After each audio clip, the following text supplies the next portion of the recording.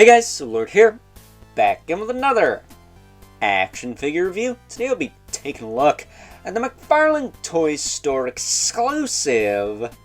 No OGs him, relatively easy to get. I mean, he is like a D to E list character after all. But today we'll be taking a look at the DC Page Punchers 7-inch Mr. Bones, brought to us by the fine folks over at, you guessed it, McFarlane Toys. It was a McFarlane Toy Store exclusive after all, so it makes sense that it was made by them and not, well, Hasbro or Mattel. So, with that being said, let's cut right to the chase and get into the meat and taters of this review and take a look-see at all Mr. Bones has to offer in terms of accessories, starting off with this collectible trading card, which I hope I'm holding the right way. I think I am. I think I am. If not, there you go. There is a bio on the back that you can pause and read if you even can. I don't know, my camera, I feel, is going down in quality with every update I get on the gosh darn thing. Because I use an iPad, but he does also come with actual useful accessories like a pair of fisticuffs in case he wants to punch you right in the kisser. Like good old Jackie Gleason. That's a throwback, isn't it? And then we also get a trigger hand for some reason and a really open hand compared to the open hands I have on him. So that's your lot for accessories. Nothing crazy to write home about. But long story short, this guy and his quote-unquote wave mate, because it's not really a wave, but kind of is, Obsidian here, not only were available as a 2-pack, I think you could buy them individually, but they were a 2-pack. That's what I did. I think I saved a little bit of money getting them that way. It was like 60-something. And after tax and whatnot, they probably rounded out to be about, we'll say $30 a piece. So $33 a piece. I mean, that's still highway robbery for something like this, but I'm going to tell you right now that this Mr. Bones is freaking awesome. I love this figure. But Obsidian's not too bad either. I just don't have as big a connection with that character. Whereas with Mr. Bones, who does come with a hockey puck display stand we're used to seeing with all McFarlane Toys releases, is a Todd Father original. And while I grow weary of the Todd Father's antics nowadays, you guys know I'm very vocal about certain tactics this particular company does. He did design this character, and he is a massive influence on me from a character design standpoint. I like crazy, exaggerated, like spikes and chains and skulls and things. So this guy just does it for me. He does have like thigh-high Lady Death hooker boots, though. That's kind of funny. Kind of hard to take him seriously with those. That said, are his legs the same as Obsidian's? I think they are. They are.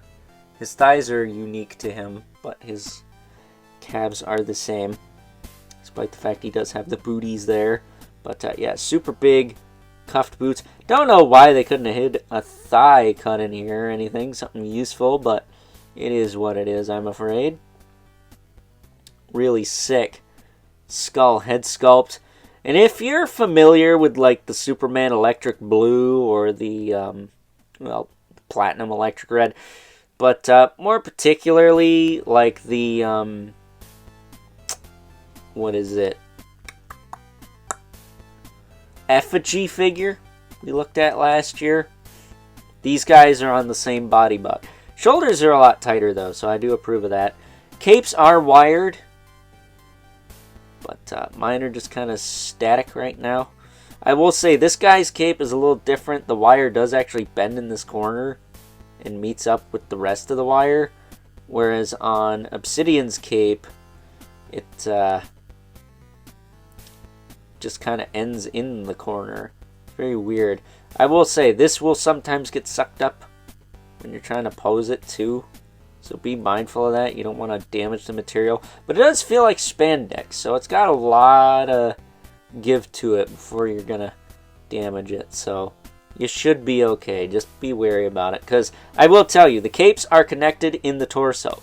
This is one wire going all the way around here, and then it just meets up in one of the corners. I don't think a lot of figures are going to be the same. Some are going to be there, some are going to be here. Heck, some might even be in the middle there. But it's very similar to the Superman collector edition, Target exclusive we looked at yesterday. If this goes up when I think it will. So, as far as articulation goes, his head will look side to side. Look up pretty good. No hinged jaw, which sucks. Hate it when we get a skull head without a hinged jaw. He's got some tilt. I do kind of have his collar popped like Scarecrow's from Masters of the Universe. I think that looks cool. I guess he's supposed to have more of a Spawn looking collar, but I think this fits him a little better. Shoulders will go out. Back down. They will rotate back and forth. He does have the beautiful butterfly cap. Swivel in the bicep. Double elbow. Kind of chunky, but it is what it is. He's got the gloves there. Ball hinge wrists. That will hinge, rotate, and swivel. He does have a diaphragm joint, which I did do my torso mod on this guy. You can lean him back about that far. And forward about this far. He does also rotate. But, yeah, not the tightest thing on him. Obsidian's a lot tighter, but it's not like he's not flopping all over the place. I just cranking his torso. He's fine. He's gonna stand up and look frickin' awesome on a shelf. He does also have a ball joint in the waist. Get a lot of movement out of that too, all things considered. So one of the better torsos on the McFarlane figures. It's surprising they don't use this buck more often. I think it's a good buck. Hips will kick forward and back, out, down. Thigh cut a little. Again, he should have had one in his boots there. His, once again, crazy hooker boots. Double knee. The big old boot cuff doesn't appear to get in the way, I don't think, but maybe it does a little bit. Then he does have the ball hinge ankles that will rotate, hinge, and pivot, as well as a toe hinge that does work on both sides. So, awesome figure. I think this guy is rad. I will say part of the reason I do like this character is because he was voiced by Keith David, of all frickin' people, on the Stargirl series on the CW, which I know a lot of people give those shows a lot of flack, but let's see, they make comic book characters look like the comics. Who'd have thunk it, right?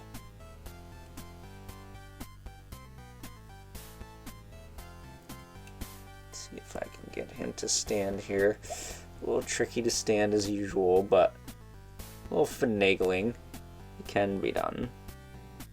His torso's a little wiggly still because I moved it, but nothing I need to fix now. I already did the torso mod once. I don't think it's going to make a difference if I do it again. But yeah, really, really cool figure. I think he came out great. Easily one of the best DC figures, I think, for the year. I don't know if he's going to be my favorite, but I do love me some skeletons. Toss up between like this guy. Got that Deathstroke, that Deadshot. Still holds up. Killer Croc even. I like that Killer Croc. Mega figure. The Scarecrow that's set to come out. Zatanna.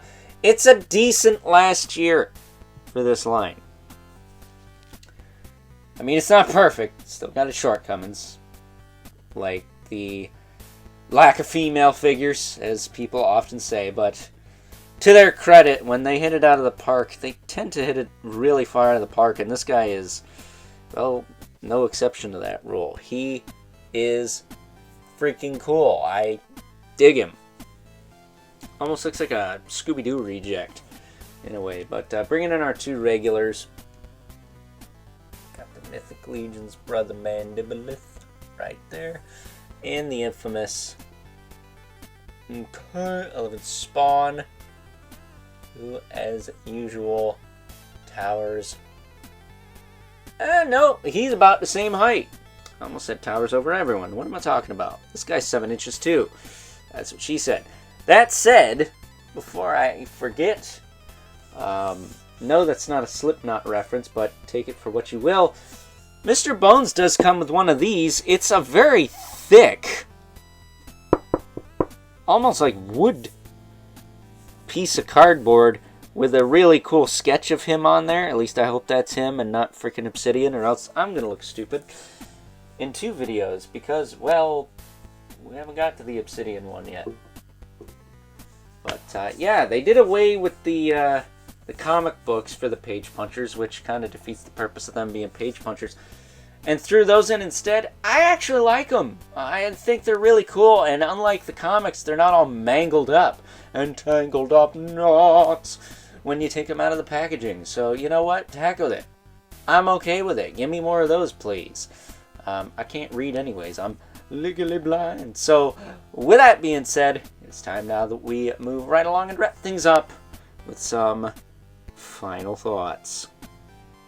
Overall, and if you think I'm not going to like the super cool looking skeleton guy, you be smoking dat pipe, fool, because this figure, while it is reuse, let's not kid ourselves, it does have some new parts, like the thighs, the glove cuffs, the cape, the quote-unquote clasp for the cape. It's not really a clasp, it's more like a necklace. And, of course, the awesome skeleton head. And if McFarlane Toys is good at anything, it's scary monsters. And this guy is no exception. He is a really cool-looking skeleton fellow indeed. And possibly, at least at this current time, my favorite DC Multiverse, DC Direct, DC, D's Nuts, whatever, figure of the year. That's right, the year, not just the month, the year. Because, well, I'm incredibly biased towards anything skeleton, so sue me. So with that being said, hope you guys enjoyed this review. Until next time, I'll catch you guys later.